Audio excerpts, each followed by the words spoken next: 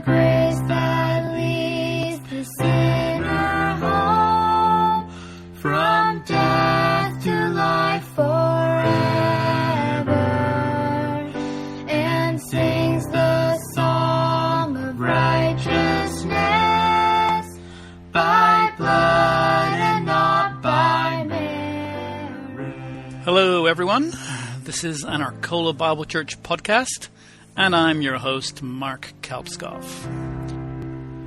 Your grace that reaches far and wide to every tribe and nation has called my heart to enter in the joy of your salvation. Rendered for us there by our very own Stacy and Joel and Ashish on the keyboard. Our guest today will take up about half our time, so first I'm going to talk with Jill about an upcoming program you won't want to miss. But first, Ben Seeger will give us our verse for the day. Ben? Trust in the Lord with all your heart and do not lean on your own understanding. In all your ways acknowledge him, and he will make straight your paths. Proverbs 3, 5, and 6. Thank you, Ben. I need to say great delivery rather than great reading, because you did it all by heart.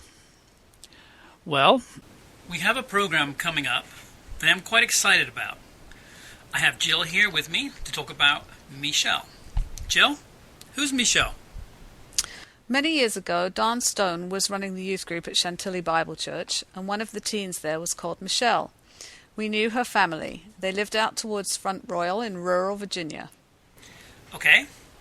Fast forward a few years, and this girl married this guy, Curtis, and became a missionary. So, where did she go? Africa? Kazakhstan? No, it was more needy and dangerous than Africa. It was here in the U.S. Right. Let me read you some statistics of the area where she lives. The crime rate is 400% higher than the national average. Violent crime is 800% higher. You have a 1 in 9 chance of being a victim of violent crime. Unemployment runs around 20%. 26% of the inhabitants have never graduated high school, and the median income is around $26,000 per annum. Okay, so we're not in Northern Virginia anymore. Where are we? We're in the main drug corridor in Chicago. We're in Garfield Park, which has the lowest life expectancy of all Chicago community areas. That doesn't sound like a nice or safe place to be. Does she have kids? Yes, she does. 5 children. Let me read you a couple of excerpts from one of her old newsletters. They typify her situation. Firstly, tragedy. A stray bullet struck Shemaiah in the head and killed her as she sat on the floor of the bedroom of her friend Sharonda's home, enjoying a sleepover and making s'mores. The 4 girls at the sleepover, along with Shemaiah, are all children that Curtis and I have ministered to and loved through our kids' club. After hearing the news, we jumped in the car and rushed to the family home. What words do you say? What comfort can you give a grieving mom but Jesus? Secondly, Kids Camp Week. His name is CJ. He is one of the kids that make you inwardly groan when you see him approaching. He fights, brings razor blades, has done jail time, taunts, teases, steals, lies, cusses, and generally causes an uproar and leaves a wake of chaos. But we are called to love, and agape love pushes on into the very heart of darkness, clinging to the hope that we will emerge victorious. CJ saunters over to the table to get a name tag, only he isn't wearing a shirt. He leans over and snatches his little brother's oversized and dirty shirt, and despite my attempts to communicate that his brother, age 4, is too little for club and has to be walked back, he bounces away and into the church to play ball. I'm now left holding the hand of a shirtless, weeping, angry, cursing 4-year-old little boy with no idea where he lives or even what his name is. We begin to walk the block. Anyone know this child? Where does he live? Have you seen his mama? We are directed to a house hidden behind an immense amount of shrubbery. It's not really a house, more an abandoned, derelict, gutted space surrounded by crumbling walls. There is no running water, electricity, or for that matter window panes. I hear a woman shouting from the gangway, "He be all right. He know how to get home." Reluctantly, I turn to leave. The little boy, clutching a bag of popcorn we had given him, sits on the porch stuffing his face. And now we know. We will pray. We will love. Thank you, Jill. I'll be talking with her this coming Friday and on Monday. Can the gospel reach into this darkness?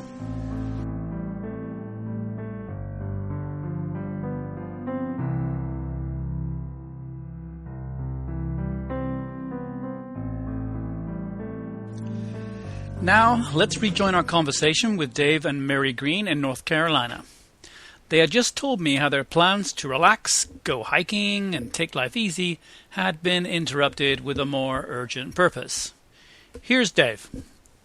It was over the years that followed that God used a lot of the teaching and the interactions with folks at Arcola to change our mindset on that, and bringing us to the point where we realize our real purpose here is to serve as God's ambassadors and share his love with others and point them towards the gospel and towards reconciliation with God. Now, we do still hope to do a lot of hiking, but hopefully even that will serve as a mechanism to meet new people who need to hear about Jesus. But what we really loved at Arcola was how everyone worked together so well. It was just amazing to see the way we were able to come together and accomplish so much, and especially in those early days. But the other really big highlight for us was our home group. They were truly our family, and we were amazingly blessed by them as we lived life together. We also got to meet people that just had the right mindset about serving others too. And so we were stretched and encouraged in all the ways that we wanted to serve people. Yeah, that's pretty cool. Yeah, I know that looking back, some of those times were pretty interesting times that we went through, and not knowing what was going to happen or whether the church was going to survive or not. You kind of forget sometimes that actually God's working on you. he's Exactly. actually changing you, and that while you're looking somewhere else, somebody else is remaking you. Are there things you would have done differently if you had to do it again, in priorities or? Oh yeah, definitely. Probably the main thing for me is I wish I had been more intentional and less fearful about sharing the gospel with people. I wouldn't have changed anything as far as the number of things I participated in.